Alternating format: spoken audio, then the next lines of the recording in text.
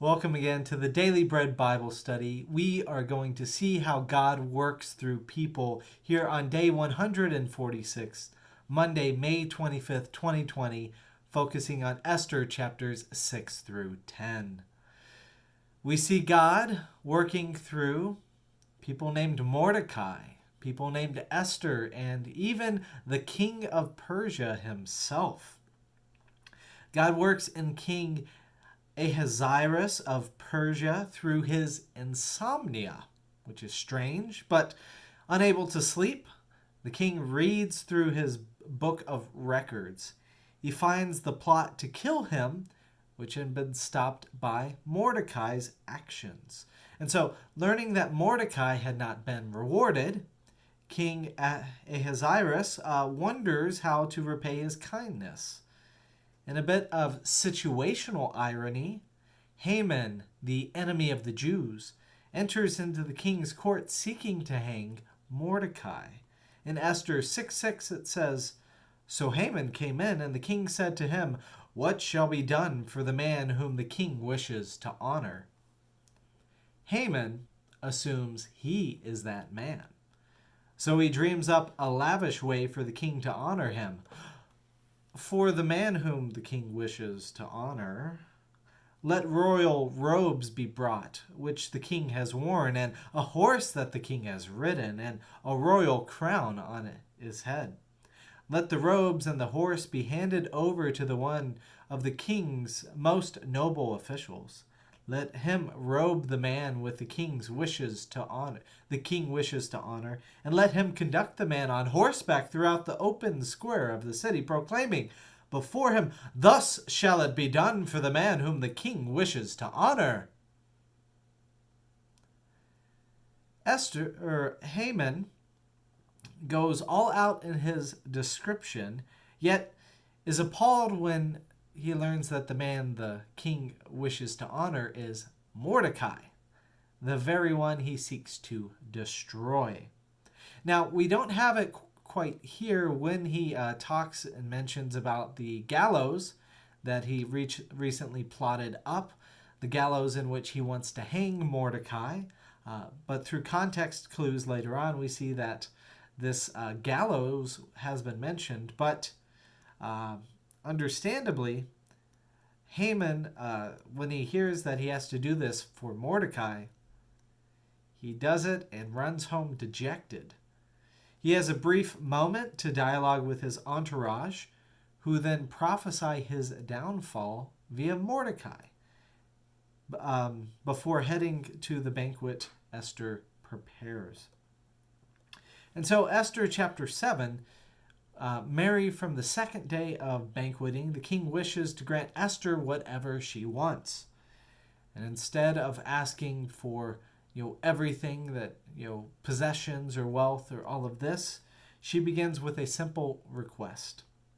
"Let my life be given to me." So I imagine the king is intrigued. Well, you already have your life. You can live it. Go for it. That's fine.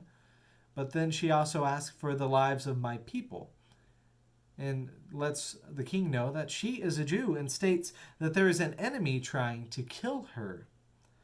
Esther says Haman is that enemy. And so King Ahasuerus makes some connections here. He thinks about the law Haman prescribed to kill the Jews.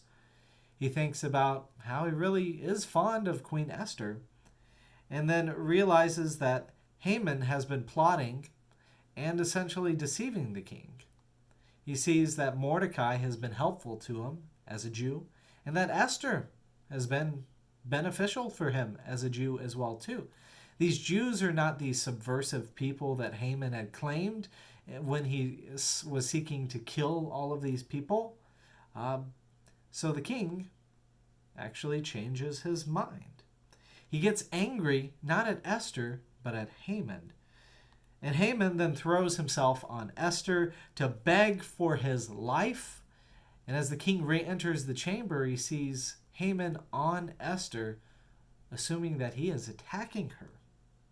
So then Haman is ordered off and carried and hung on the gallows that he had built for Mordecai. Yet again, remember that these gallows were not really mentioned to the king explicitly in this text, but we can assume that somehow the king had gotten word from Haman to build these gallows. In Esther chapter 8, that same day, King Ahasuerus gives the authority of Haman over to Queen Esther, and then she gives the power over to Mordecai.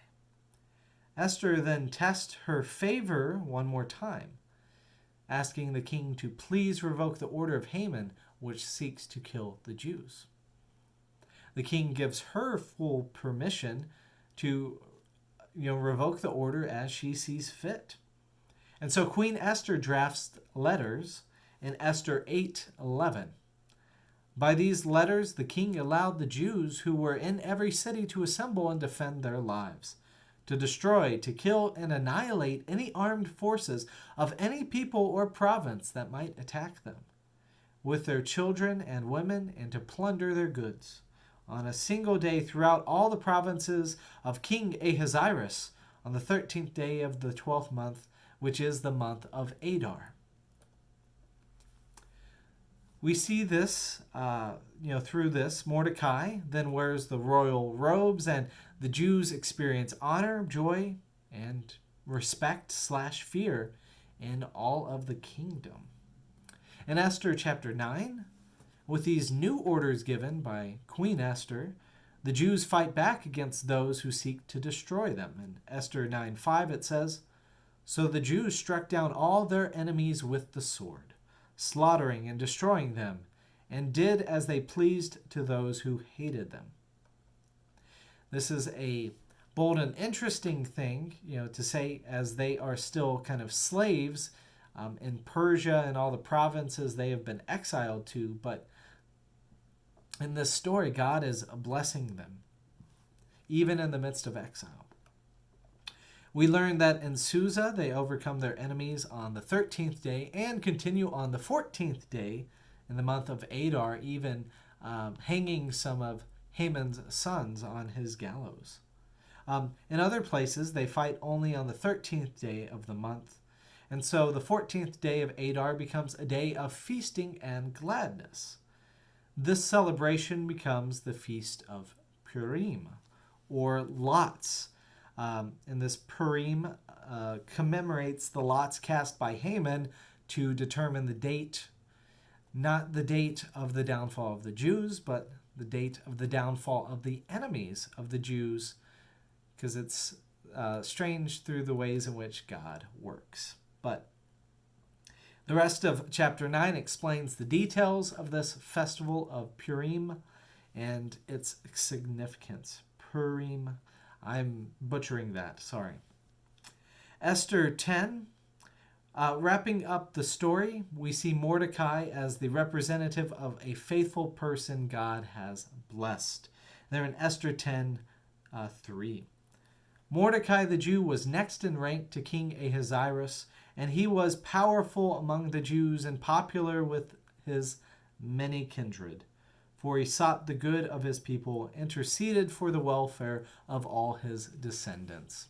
This is likely why he also appears in the stories of Nehemiah and Ezra as well too, when they are doing good things for the welfare of the Jews. So that is the story that we have of Purim and the festival of Lots. And we also have the story of God working through these individuals. Now, God's not really explicitly mentioned in all of this area, but God shows up for sure through the blessings. And so we learn and take away from all of this that our situations might be dire. We might feel like we have enemies. We might feel like we are oppressed and can't do anything, suffering in exile. But with humility, and especially not humility for the kings of this world as much as respect for the God who is the one who rules over even the kings that we experience today, that when we are reverent and focused on God, we are blessed. And so that continues a strong biblical theme of turning to God for deliverance and help and blessing. So may you find that today in the midst of your challenges and struggles, and may God continue to bless you wherever you are at.